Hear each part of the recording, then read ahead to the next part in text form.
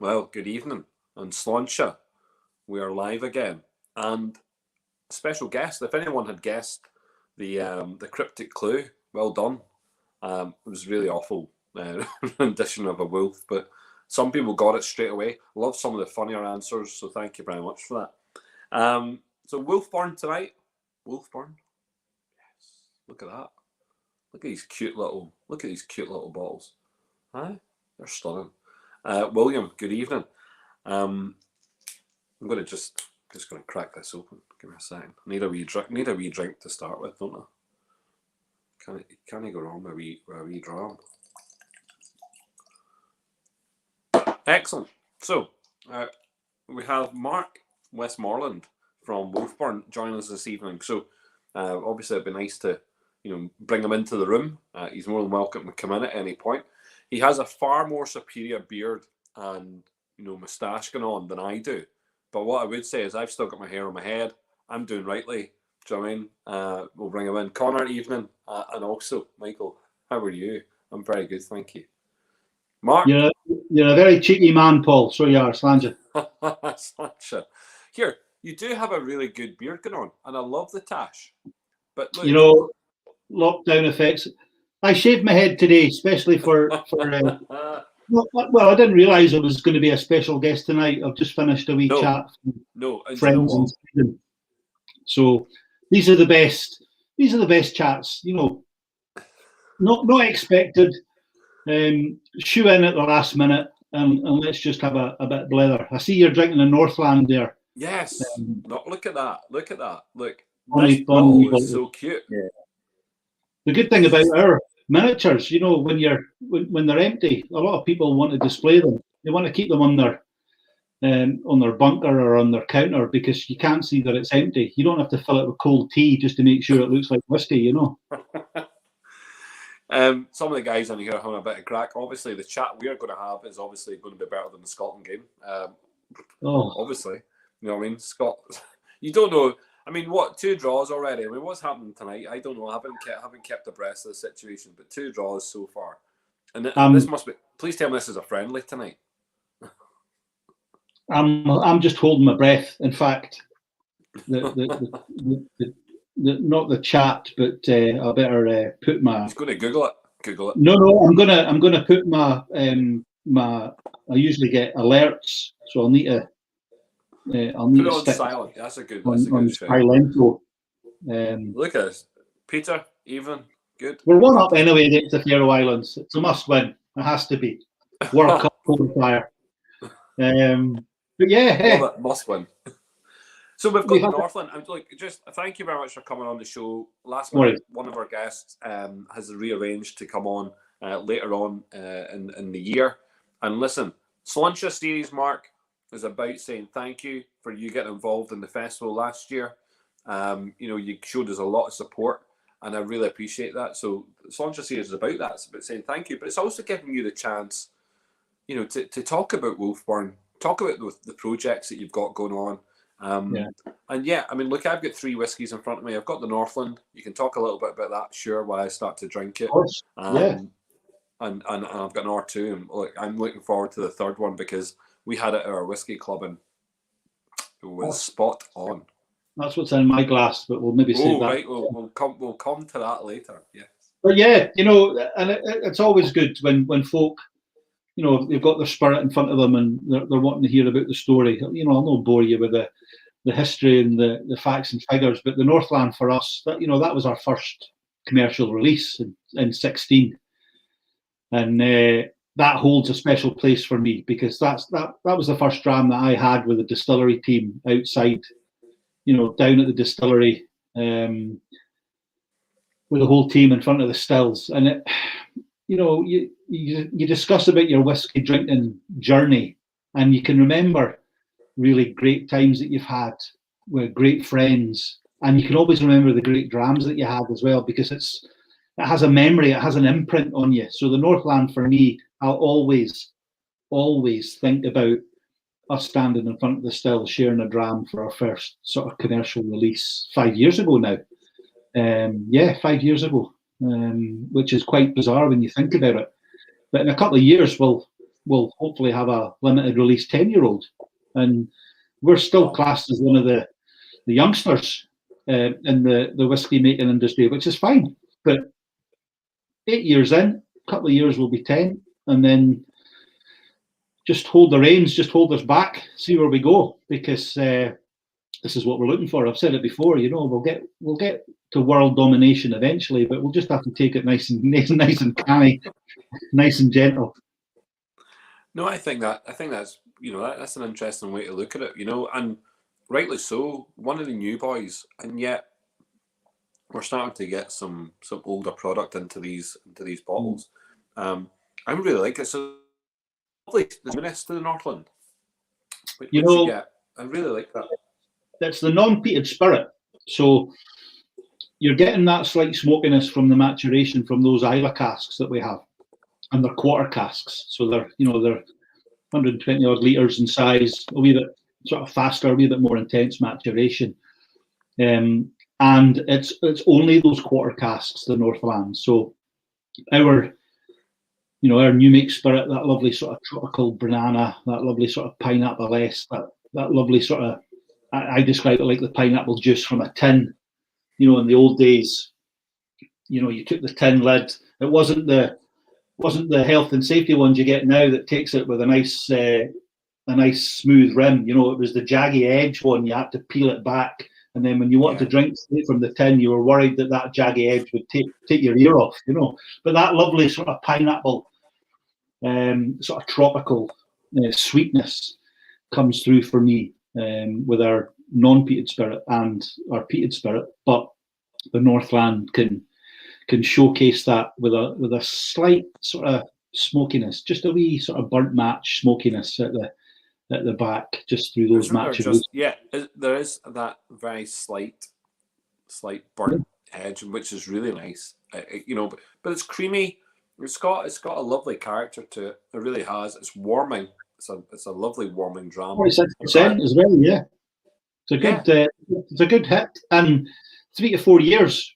3 to 4 years only, and that was the dram for us that put us on the map, because that was our first, and of course with every dram that comes from a distillery, their first release, you're under the microscope. People want to dissect it, they want to know everything about you, they want to compare you with others, and we held our own, and that's what put us on the want to watch list as well. So it was all thanks to the bloggers and the journalists that did that. But we knew we were producing a phenomenal spirit. We don't have to blow smoke up our own arse. We're doing it well. Yeah, I think the reviews say it all. The reviews are very impressive. But it's and you've got. I mean, look, there's a kind of slight cult following for WolfBurn at the moment, isn't there? Yeah. You have like your own little kind of cult following, which is really nice. The Wolf Pack. Now I know there's a new distillery going to be opening in Stirling called Wolf Craig, and they're sort of putting out their following as the Wolf Pack, but we were the original, and we're quite happy to say that. And I see the question on the screen there. At the moment, the most northerly whiskey distillery on the mainland, Thurso, my birthplace. I was born and bred there. That's where the distillery is, the most northerly town on the British mainland. We took the title from Old Pulteney when we came online, and to 8 Doors Distillery that's going to open just outside John O'Groats very soon. I'm not sure when they'll be on spirit and when they'll set their own cask down, but they'll take that title from us, which we don't mind. It's for us to say that that's what we're all about. That's just an indication on the map for people to know where we are. Instantly recognise, well, if you say that you're the most northerly whiskey distillery on the mainland of the UK, the brain immediately goes north to where we are, and it's just a finger point. It really is. And if we can spread the love from Old Pulteney to WolfBurn to 8 Doors Distillery as well, it brings more tourists and brings more revenue to the north of Scotland. Oh my God, yeah, and it's such a beautiful part of the world to go and explore. Stunning. Like you just don't. Anyone who lives in a city, anyone who lives, in the countryside, doesn't really understand the ruggedness, the beauty, the wind, You know, sometimes the cold, but I mean, you know, the wind just colours. It's the colours. It's the endless colour, which for those that know the lush kind of lakes and the kind of greeny countryside. This is not that. It's not that. No, it's lots of other colour though. You know, those heathers. Do you know what I mean? Here the sea, all of that. I mean, it's just so.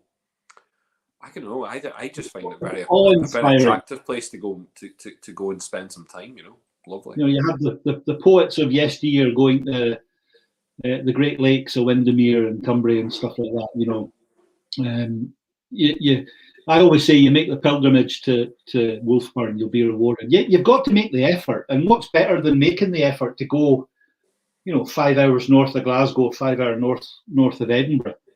You know, when you arrive at a place and you've actually made that effort, you know, you feel better for it. You feel more rewarded for it as well, because you've decided. And with the North Coast 500, you know, Scotland's Route 66 going to be hopefully opening soon again. You know, we're going to be inundated, especially because a lot of people will be doing their staycations this year, not being able to travel abroad, which will cause some procrastinations with some. But for us, you know, we're getting, you know, in the height of summer with the big signs at the bottom of the road pointing folk up to WolfBurn Distillery, you know, we're getting 60, 70 visitors a day, just like turning up, you know. And if they can't do the tour, they'll look around the shop and they'll end up, you know, going away with a bottle or some merch or whatever. It's great, which is great for us. And that's the whole thing about being where we are. It's about making sure that people know what we're doing, getting the liquid to the lips, as I always say, you know. And if they're not driving and they walk in off the street and they can't, you know, they've missed the tour, you know, we've got a tasting table there. So, you know, it's like shooting fish in a barrel sometimes. You know, they walk in doughy-eyed and you just pounce on them and just drag them over to the tasting table and say, right, who's the driver? Right, okay, unlucky for you. There's a glass. Let's get some spirit. Let's start with the Northland of that, you know, our first example. And, you know, the people, especially with the visitors that we get from around the world, you know, they're blown away with the hospitality and the laid backness, or the sheer friendliness that we offer at the distillery.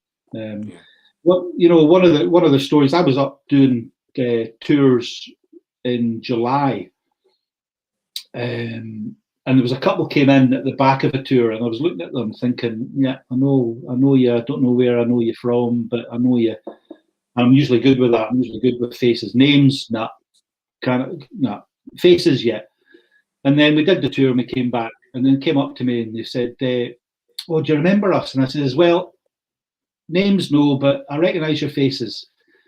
And they said, "Oh, we were at a whiskey tasting, and you did the whiskey tasting, and we were totally blown away with the spirit that you had that night." And I says, "All right, where was that?" And they said it was on Melbourne. It was the Whiskey and Ailment in Melbourne, Australia. And I was like, Jesus. He says, "We said we would visit, and here we are." You know, at the height of the pandemic, just about, they were marooned in Scotland, and Hayley was pregnant. She wasn't drinking for obvious reasons, and I just thought, you know, you're in Scotland. That presentation has whetted your appetite. You've made the effort to come and see us, and it was, you know, for me, that feedback that you get from passionate fans, and for people that want to shout WolfBurn from the rooftops to their friends, their families, their colleagues, you know, they become our ambassadors as well. So they went back to Australia. They managed to get back to Australia when they could. Gave birth. Their wee daughter's called Isla, which is brilliant. Beautiful. And then I did another tasting, a Zoom tasting for Whiskey and Ailment in Melbourne in January. And here on the sort of bottom left corner is the whole family and the baby. So they joined that tasting again. And instantly, you know, "Oh, how you doing?" Big shout out to Robert and Hayley and baby Isla. And they were like, "Wow, just giving it large, giving it laldy," you know, it was brilliant. But that's you know, they're the feel-good stories that you want. You know, I'm a people person, you know that. everybody's the same. You have it as a distiller. You have an interesting story. You kind of share a journey as well with Irish whiskey, because you kind of set up at the same kind of time as a lot of these other Irish whiskey distilleries have started to garner pace. So it's actually nice to see a Scottish distillery at the same level, the same kind of pace, the same kind of movement, and it's nice to see that there's a bit of equality at this point, and it's now going to come down to taste.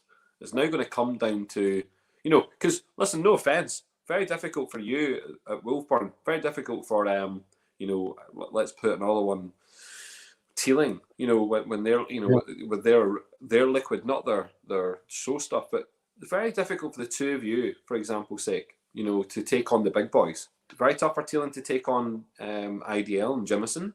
Very difficult for you to take on Bowmore, or Old Putney even. You know what I mean? Yeah. Which is your neighbour. So it's lovely journey types. We're gonna see that, over the next couple of years. We're gonna see, when you get to your 10-year-old and 12-year-old, well, how does that compare to the 12-year-old next door neighbour?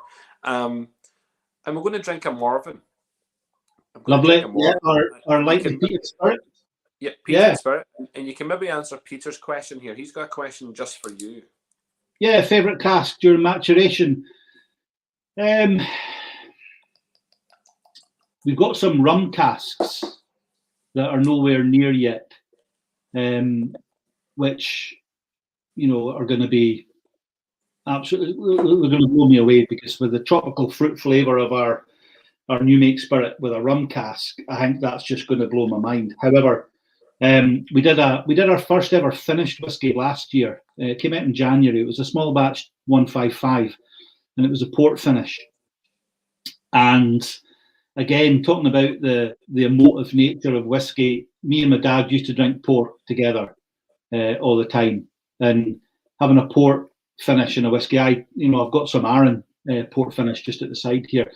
I love a port finish in a whiskey, and as soon as I knew we were doing a port finish, I drink that whiskey now and instantly think of my father, because of that taste, that reflection, that memory. Mind you, my dad used to like to drink anything, so anything that I drink would probably remind me of my father.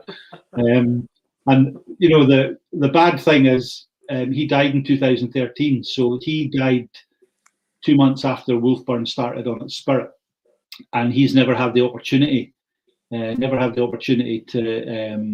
sample the spirit as well. So I know he'll be looking down, punching the air, giving it big licks to say that his laddie, his local lad, done good promoting WolfBurn on the world stage. What a dream for me. But I know that he would be super proud of me as well. So yeah, the port finish. Fonseca Ruby Port hogsheads, they were 6 months. We did 5 years in a bourbon cask before that, first full bourbon cask. The Madeira cask finish that we did at the end of last year as well, which was lovely. But the port cask, for me, I think that hit the right reasons for the memories, for the taste, the flavour, even the colour. We don't have any at my side here. It was a lovely kind of rosier gold. That lovely rosy hue, yeah. And I can mind breaking into song when I was doing a presentation in New Zealand. When a child is born, that rosy hue gathers all around. And I just went off on a tangent. The audience just looked at me and thought, what is this guy all about?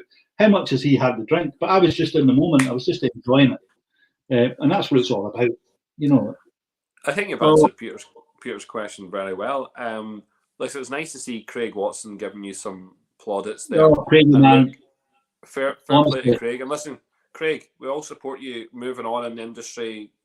Something will pop up 100%. And listen, good luck to you, Craig. Last really impressed. Today, yeah. All the best. Yeah. Look, there's lots of things to keep them. No doubt, there's going to be lots. And the big thing about England, we can touch on it because we're not going to mention any brands. But England, we are seeing a revival of mass proportion of distilling. They were never known for whiskey, but distilling. Stunning stuff. And here we go, and all of a sudden, It's all about the whiskey in England. So here, Craig's going to have, he's going to have to find someone to jump on there. If somebody doesn't snap him up, they're not doing their job. One of the most hospitable brand ambassadors. I don't know whether that means that I always had an open bottle and it was quite a generous pour, but I don't know what that means. But with a bottle of whiskey, it's no loss what a friend gets. And the shows and the festivals are great because you see, especially on the circuit in the UK, you see the same faces and the same names, and you get an opportunity, when you're not stoked at your stand, to sort of mosey over to your neighbour with your glass and go, right, what have you got for us? And you do a wee bit of swapsies as well, which is brilliant. And this is how you meet a lot of people. This is how you create that networking opportunity as well. Over a brand. The Morven here, which is a lovely name, by the way, and the only Morven I know is a lady, Morven Neal, and lives or would have been from. I think actually is she from Thursday? She would be from that direction. If she's not from Inverness, maybe Inverness. Morven Neal. So she's listening. It's been a long time since we had a good chat, Morven. But look, it's a lovely name for a bottle. Absolutely brilliant. I think it's great. My niece is called Morven. And where's the and who picked the name? Was that you? No, I'll not take any credit for that, I'm afraid. Morven is the highest peak in Caithness. You can see it just over my shoulder. He says, looking up here. Caithness, Europe's largest peat bog, flat as a witch's. And it's a lovely whiff of peat. It's a lovely subtle peatness. It doesn't hit you, and it's very approachable, super approachable. A beautiful balance of sweetness and smoke, that one, because that's our lightly peated spirit, but 50% first fill bourbon and 50% in the same ex-Isla quarters that we did the Northland in as well. And that's a great whiskey for people that maybe want to get into the peated whiskey, but they're too fierce. They don't want that recycled hospital big iodine hit. They want something to just coax them in gently, the open door, the gateway to the peated whiskies. And we don't do anything heavily peated. 10 ppm is the most heavily peated that we've done. Not to say that we might not try something in the future, but everything seems to be working at the moment. So why change it? We like to experiment. Let's just wait and see. I think in the main, Mark, that people want, they want to get into peated whiskey. Those that are Irish drinkers. I know this. That Irish drinkers, we don't have a mass amount of peated whiskey available to us. We've got a couple of brands that have been around and have given us it. And there was a good chat tonight on Sergey's Irish Whiskey Magazine chat tonight, and they were talking with Mark, and he was, they were going on about some of the peated stuff. But as Irish whiskey drinkers and modern Irish whiskey drinkers, there's not been a lot of choice. There's not been a lot of peated. We're actually starting to see a revival here of distilleries making an attempt. So we had earlier on in the week on Monday, we had David from Redaman Estate. Talk about Shortcross whiskey, which will be out, and they have 100% made sure they're bringing peated whiskey to the table, and I think that's really nice. And it will be nice to see these peated whiskies from Ireland, having a bit, as I say, that chance to go toe to toe with distilleries in Scotland and bring a level of peatiness to the world, which, to be honest, we haven't seen for a long time in Ireland. So. For a very long time. It's great for the consumer to have that choice, and ultimately that's what we did with our core range. We've got the non-peated, we've got the sherried oak. There's Heather talking about the Aurora, our sherried oak expression. So that's great feedback, Heather. Thanks very much for that. I'm glad she enjoyed it. Good. And the lightly peated that you're drinking, the Morven as well, and then we've got the Langskip, we've got the sort of near cask strength. So you've got a choice. So we're just saying to people that even if you don't you take a whiskey from us and you don't like it. There's opportunities there. There's others for you to try as well, and that's what it's about. It's about giving people a range of taste and flavors, and letting them, just dip into it as they wish. But if you don't have that range, and it's great to see what the Irish distilleries are doing, and as you say, bringing sort of peated, and there's going to be that, that sort of peat off with Scotch as well, to see what the comparisons are as well. So it's because I think the Japanese. I mean, the Japanese. I mean, if we look at the Japanese, some of those Japanese distilleries, like Nika with their Yochi range. I mean, that's peated, single malts peated. Some of that's lovely. Some of that's absolutely adorable. And actually, can stand up well to a lot of good Scotch. So it will be nice to see Irish distilleries if they can beat that level. If they can beat if they can turn it if they can turn an Islay drinker into an Irish peated whiskey drinker, that's the game changer there for those boys, surely. I relish that opportunity. Like I'm not a distiller. Our team, our young team, as I call them, because 4 of them are under like 21 years and under at the stills. The 5 guys that we have on the just a couple of years old. You're just a couple of years older, Mark. You're in your late 20s, sure. Oh my God, you've not had enough already. Come on. But yeah, it's great. I relish. Oh, that's what I'm drinking.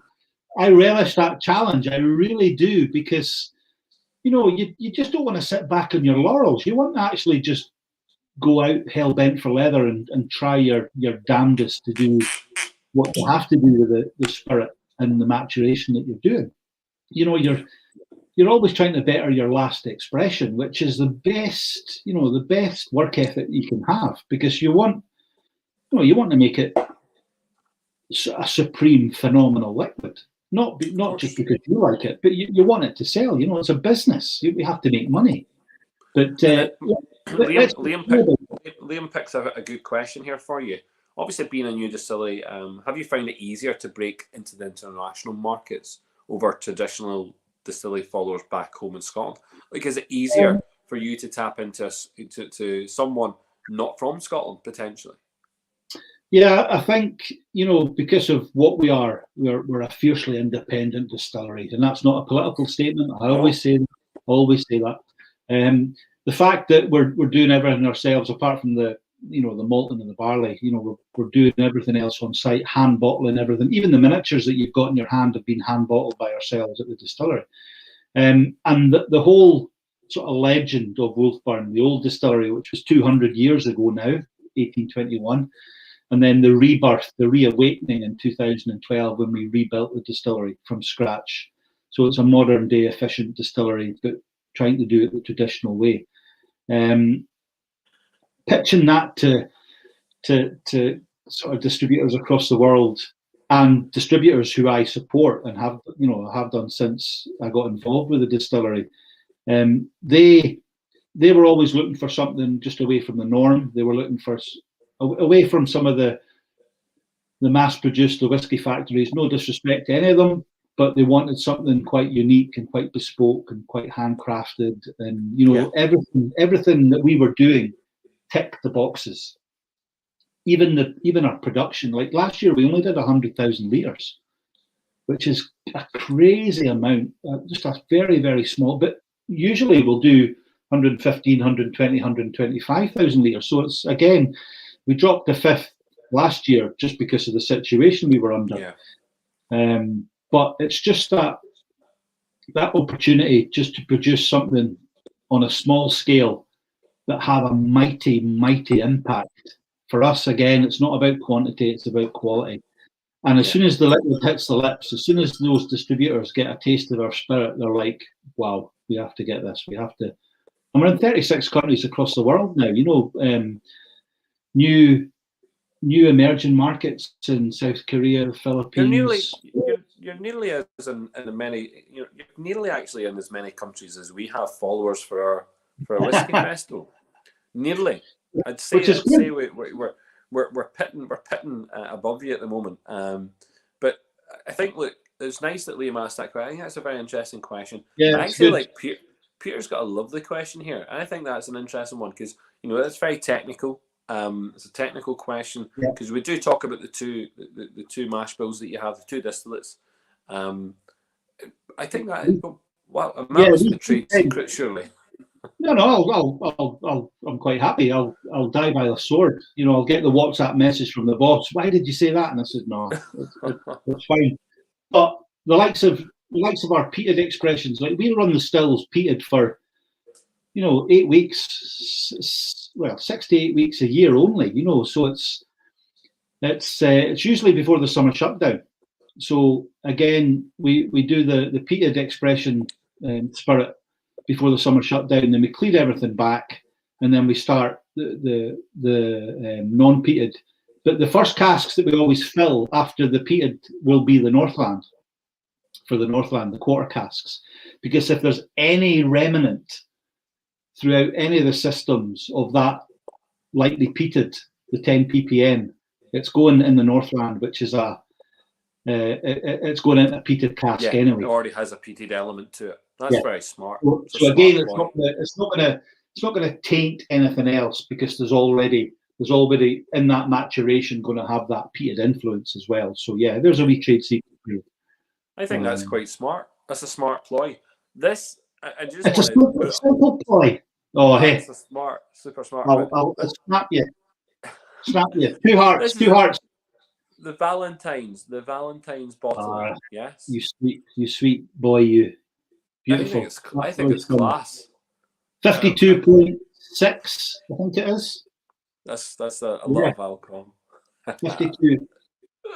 This we did the Valentine's Day this year. First ever we've done any Valentine's Day bottlings before, and we just thought, let's do one. So it was that popular when we released it on the web shop, because we sell everything direct from the distillery now. So we've got our own web shop. People top left, they go into the shop, they can buy everything from us.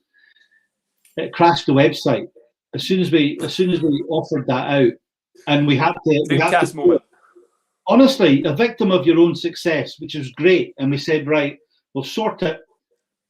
We'll come back tomorrow, and then it'll be on tomorrow. And what happened? It crashed again.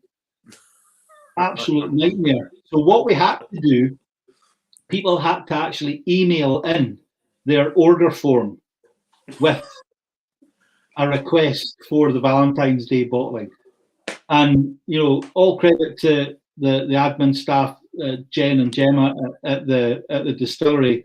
They're the backbone of how the bottles get around the world, because they have to do the counts, they have to do the packaging, they have to do all the sort of the labeling, everything that goes through it. But it must, it was, I'm not saying it must have been, it was a logistical nightmare to do that. And some people, even in Europe at the moment, are still waiting on their Valentine's Day bottle because of the bourach that Brexit caused, with parcels getting pushed into a warehouse and forgotten about. And then there's not a customs form, and there's not a this, and there's not a that.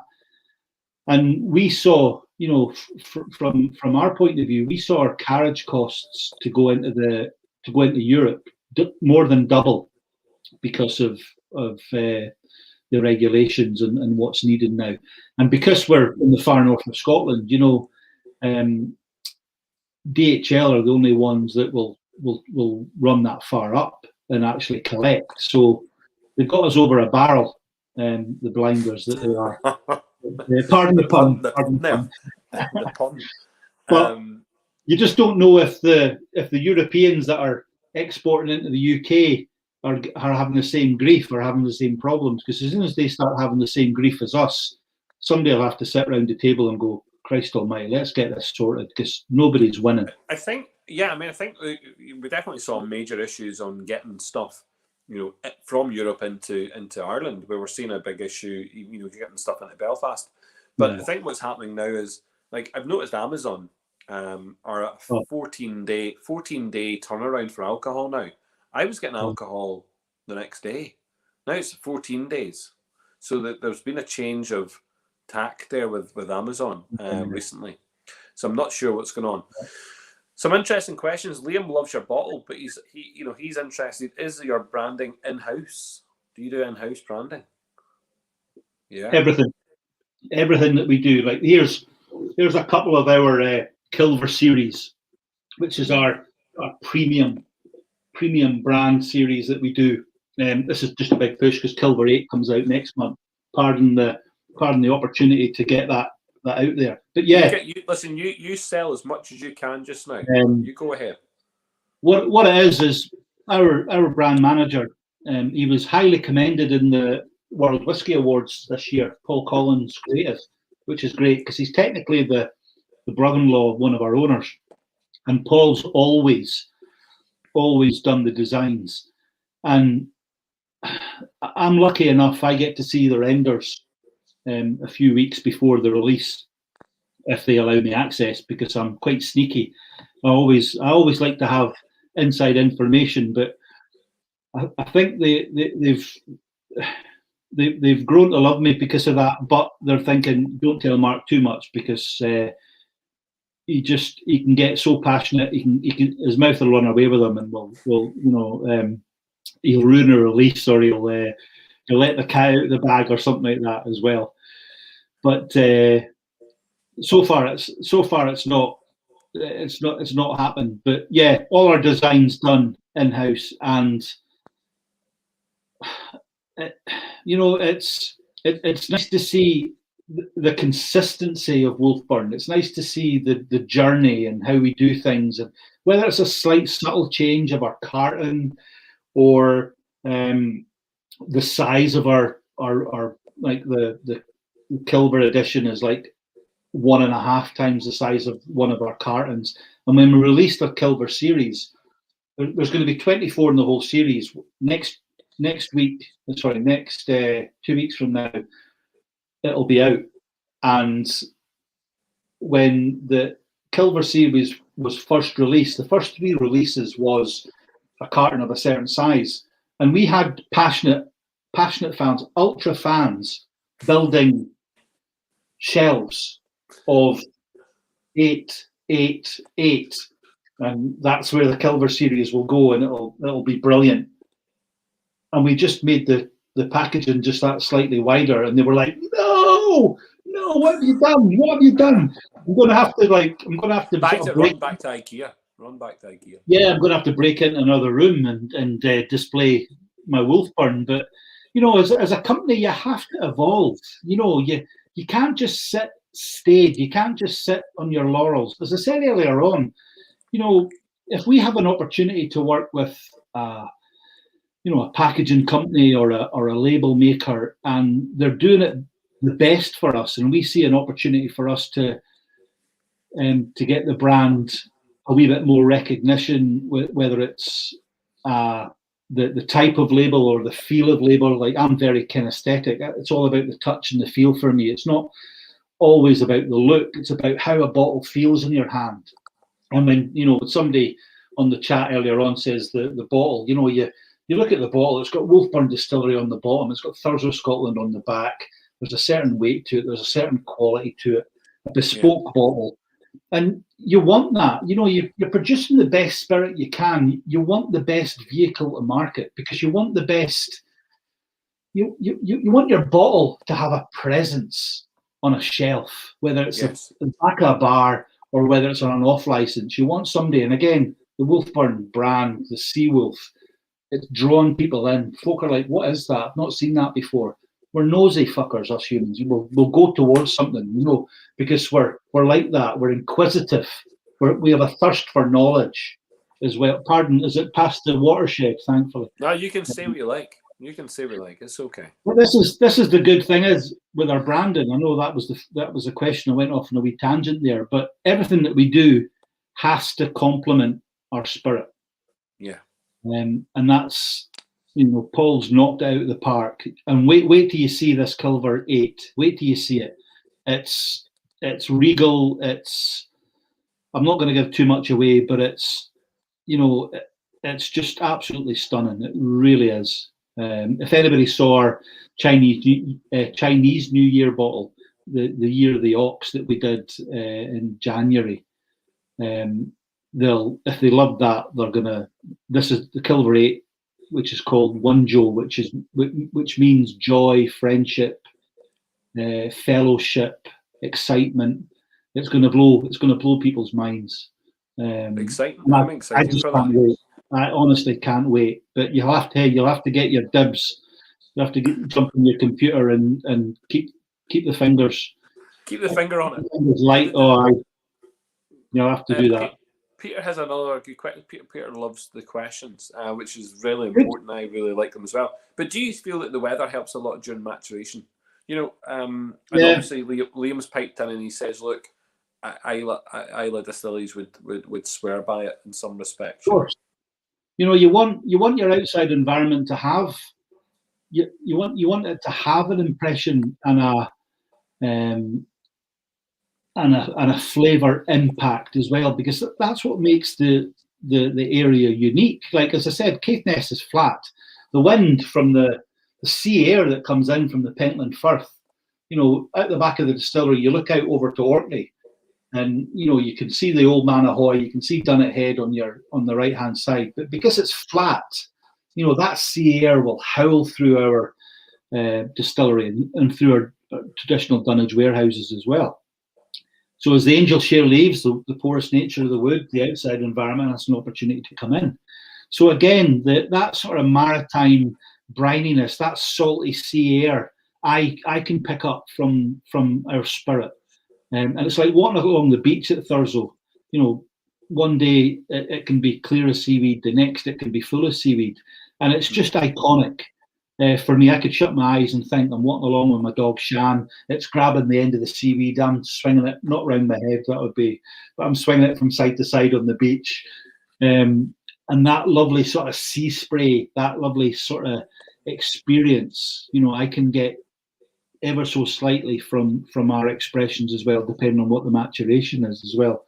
But yeah, of course, you want your outside environment to help flavour your spirit, because that's what makes it unique.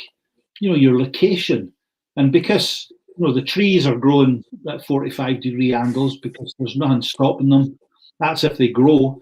And you know, you mentioned the colours of the north. You know, you get dark grey, you get light grey, you get you know, it can be dreich and it can be. You know, let's not put it down. It is a colourful place. It is colourful. That's absolutely stunning.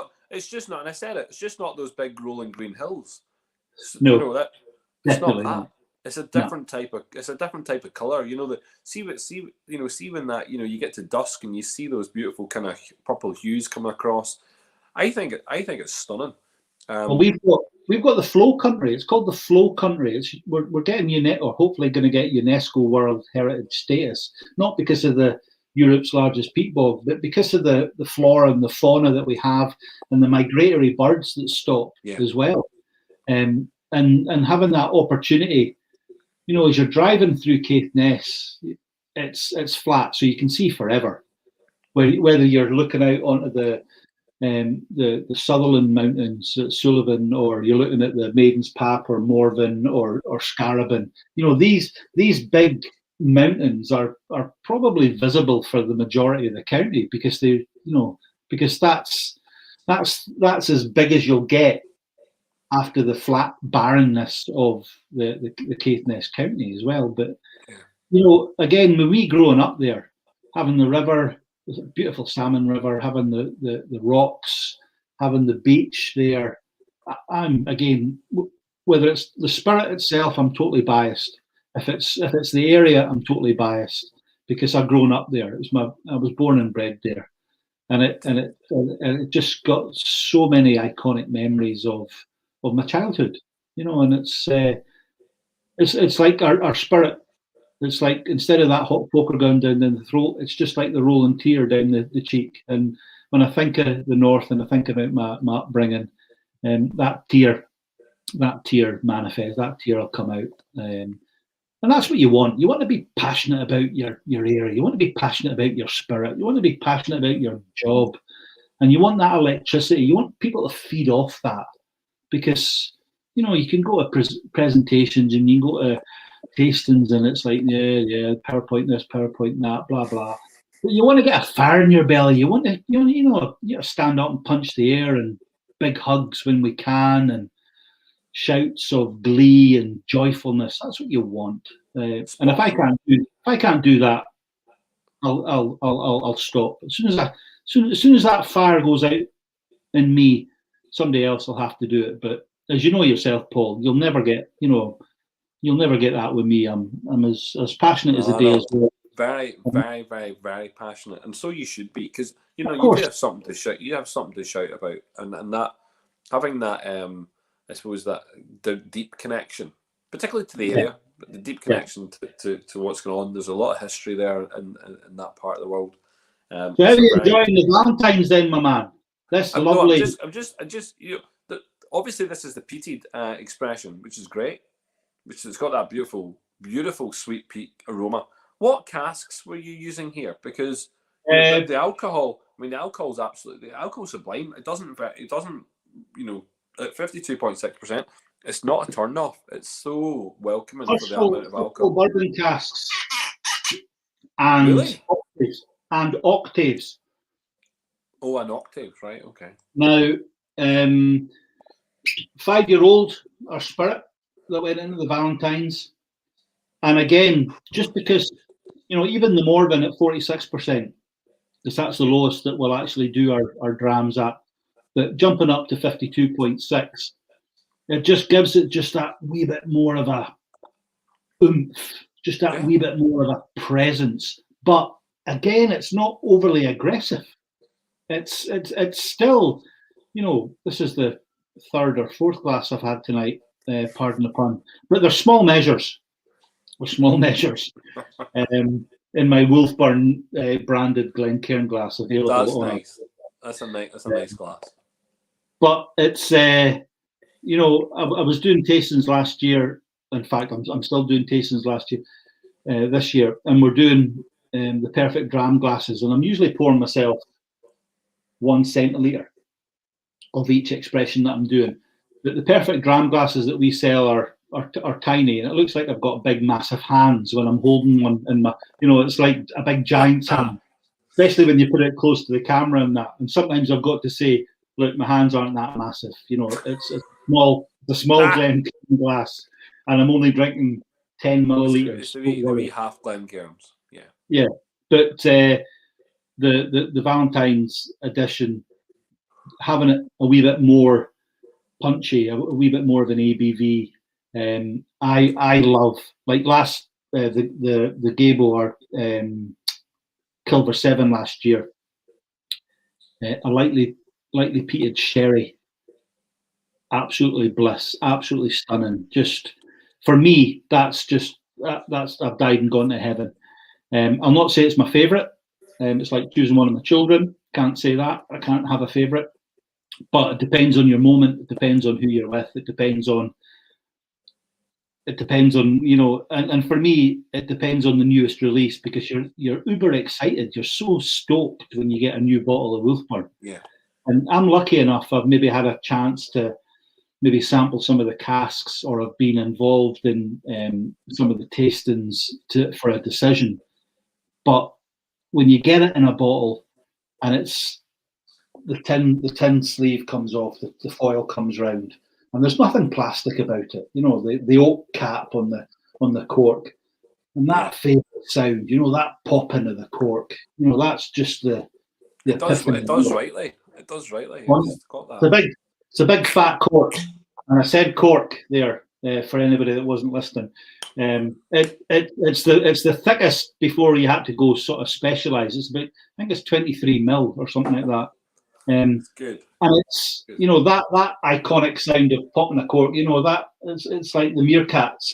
Folk anywhere, as soon as you do that, they'll look to see where that bottle's been popped. Because it lures folk in. It really does. Oh wow! It's like you're building a hole, putting branches and leaves over it, and just waiting folk to come in and fall into your trap. Because that's exactly what we want to do. Mark, you know what? I mean, Look, I'm thank you very much for coming on tonight. These little episodes are very short lived. I want to keep them nice and short, but I want to say thank you. I want to say genuinely 100% thank you for the support last year. You also visited Belfast Whiskey Club, virtually. That was great, and I'm glad you enjoyed yourself. I know we're a tough crowd at the club. You're hard. You're a hard group, but your Valentine's bottle did very, very well in our last tasting. So, in fact, I might even have. Let me see if I've got my book. Nice to hear. No, I don't know if I've got my book on me. You can share the love with me later. Don't worry. But it did well. Look, I'm looking forward to it. Hopefully, Mark, that we maintain the relationship. Hopefully, we can get you involved. At the Whiskey Week, hopefully, things permit that you can come here to sunny Belfast. Do you know what I mean? And be involved, because I do think, Mark, I'll be honest. Belfast Whiskey Week, is not about just the people of Ireland. It's not just about the people of Belfast. It's now become, very much an international festival. Iconically, it's going to be the largest community-led festival. So we're allowing a lot of the participants to decide what goes on at the festival and what happens there. So yeah, I would like you to join. The 60, 70 odd brands that are involved, distilleries, and really putting yourself out there, because sure, why not? Do you know what I mean? And you amongst all others know that the more you talk about it, the more people listen, the more that people get the chance to hear what you have to say. So yeah, listen. Yeah, great platform. Thanks very much for the invite. Let's have a talk off screen, but there's some work to do together. That beautiful collaboration that we have, let's continue that, my man. That'd be great. And listen, I'm going to end the broadcast just now as well, because I'm going to go later on. I'm doing a wee thing on our Facebook page. So listen, Mark, thank you very much. Sláinte. Thanks, Paul. All the best.